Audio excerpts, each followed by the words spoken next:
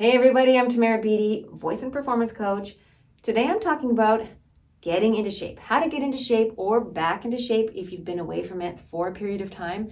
This is part 4 of a 4-part series.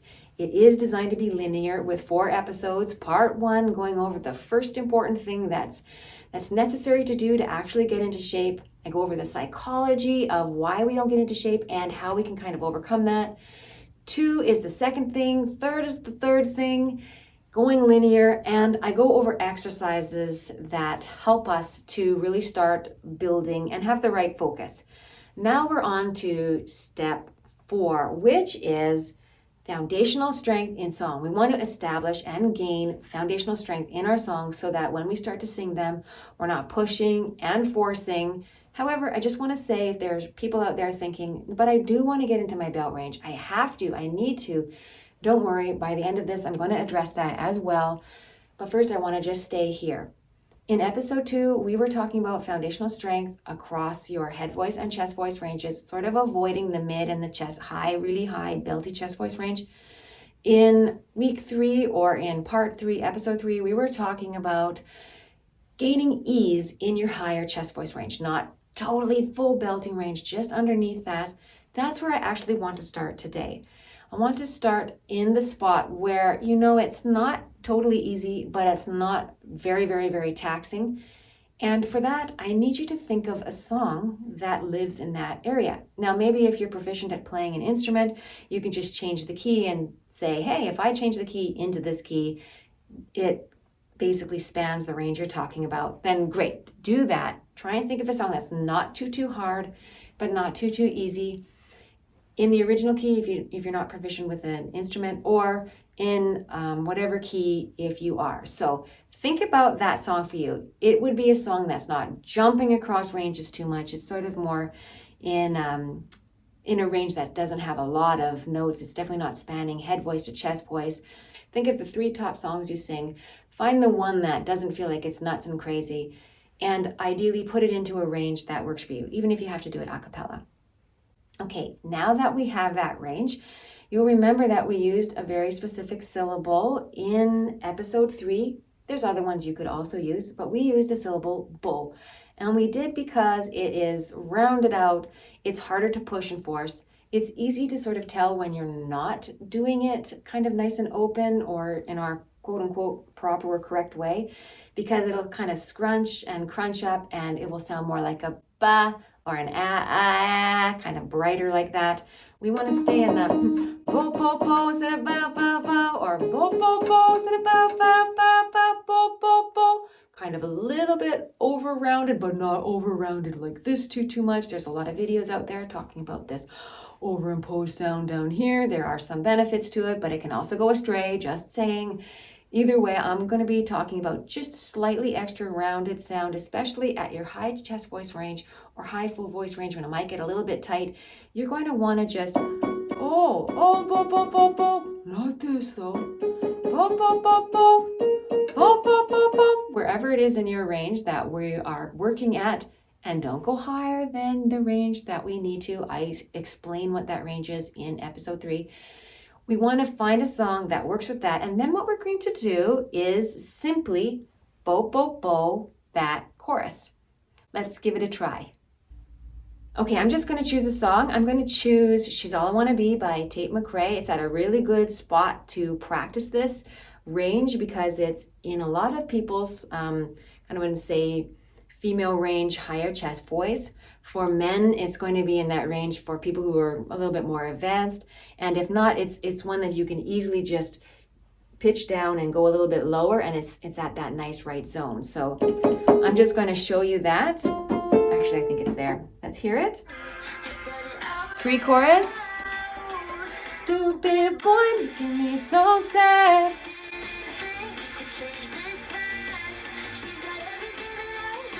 So this is the main melody, so we're gonna go bo bo bo bo bo bo bo bo bo bo bo bo bo bo bo. Now a couple of things we might do that we're gonna aim not to do are bo bo bo, yelling it. We want that sound to bo bo bo bo bo bo bo bo bo. Second thing we don't want to do is do this. Bo, bo, ba, ba, ba, ba. Have it switch. Da, bo, bo, bo, bo, bo, bo, bo, bo. And the third thing we don't want to do is to have it where the volume just instantly changes. Bo, bo, ba, bo, bo, bo, bo, bo. It's bo, bo, bo, bo, bo, bo, bo, bo. So that's the kind of three things that we're thinking of when we're doing this exercise. You can pick any song you like, whatever chorus or part of a song that you like that kind of gets into that zone for you. Do that for the whole chorus. There, that's the very first part of it. You can repeat it again, try and improve it. Make sure you've got good breaths. You're not singing really, really high. You're breathing nice and low. Do that for a whole chorus. You can find several songs that you like doing this on, or you can just stick with one song and do it a few times every day. Essentially, we want to start building consistency of having foundational strength in our songs with first a syllable that allows us to be able to do that. Then I would pick one other syllable, and that other syllable could really be anything, but it should just be a little bit harder than bow. I'm going to just, for the heck of it, suggest go. For some people, it might actually be easier. Other people, it might be a little harder. Just find a syllable that's a little bit harder, but go, go, go, go, go, go, go, go. If you found it easier, then just find one that's a little bit harder, or do the go one first and do the bow one second. That's the whole idea, is the easier one starts first, the harder one starts second. Start building up your foundational strength with one or more choruses, and then make your way over into the lyrics. That is a fantastic way to be able to build foundational strength in songs. It's a little bit more fun. Here's something you want to watch for. If you're doing this and after you're like, oh, I'm tired, you either didn't have enough open of a sound of the bow, you didn't let that air flow through, one of those three things happened, or you want to basically pitch down the song, pick a different song, just make sure you maybe don't push on that one or round it out a little bit more at the top. Either way, we're not to be working in our part of our range that is going to lead to fatigue. We're working in a part of our range that is good. It's a little outside our comfort zone, and we're establishing foundational strength in that area, in this case, with a syllable, and the syllable I'm suggesting is bow. You could try go as well. That's where we want to start. And I just want to throw in the other thing that you can do if that doesn't feel like enough work. In episode 2, I talk about making sure that you're like head voice at the top of your range versus pushing, and or chest voice at the bottom of your range. This is in the context of exercises. But in the context of a song, if you have a song that's just too hard, like just think hard song, too hard of a song is, it goes across my range and it makes me really tax my voice, I really can't do it. That actually might be a good one for us to work on that.